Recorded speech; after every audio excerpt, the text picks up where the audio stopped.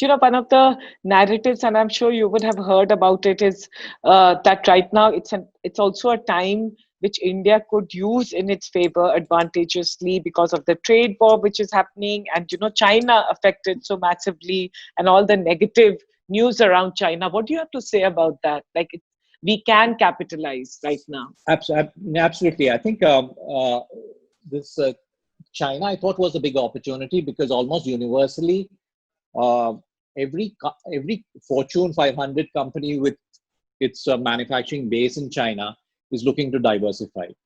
It is a China plus one strategy where you cannot put all your eggs in one basket because you saw what happens when one country goes into lockdown. So they're very interested in looking at alternatives. And the initial reports are Vietnam, Indonesia probably ahead of the curve. But at the end of the day, there are only two countries of a billion plus people with domestic markets of this size. So you cannot ignore India.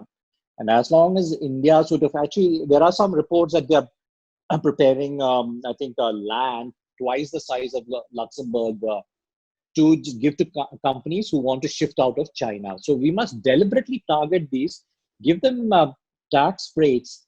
And I think that the big challenge in India is that you have to make this a business friendly country. Yeah. Just talking about Make in India doesn't work. What do businessmen look at? Okay, what happened with Vodafone?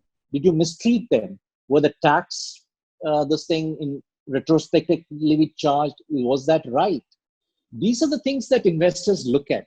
So I think you have to create an environment that is stable. You don't change rules randomly or erratically. You don't have tax priorities which are very short-term oriented. You have to look at a longer picture, the longer term. So I think we seriously have to have a more business-friendly bureaucracy. And I think it is slowly getting better, but there's a lot of socialism and a lot of historical, I think, deadwood that we still carry in our thinking. Making money, being rich is not a bad thing, which is what China finally accepted. And I think you have to behave in that manner, that let people make money the right way, legally, and create an environment that is conducive to that. So I think uh, these are certain missteps that India has to get its act in order, because I think there's a great opportunity. It will happen. The diversification out of China, India will be one of the landing points, mainly because the domestic market is so large and attractive. So I think that will be one of the biggest benefits that Indian manufacturing will reap, but we have to improve our power structure. I mean, power supply. Basically, the whole electricity, this thing has to, that infrastructure has to be attended to. We have to make sure that land acquisition gets attended to. Labor laws have to be worked on. And then taxation and FDI policy has to be consistent. And we cannot be erratic about it.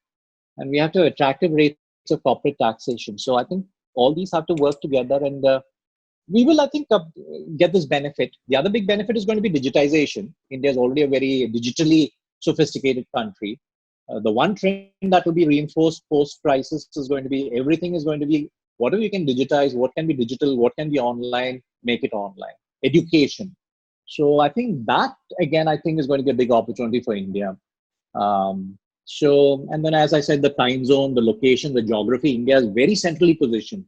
And I absolutely believe that we are not a transit hub. We are not a logistics center, whereas Singapore and Dubai, which are not ideally located, have actually pretty much eaten our cake here.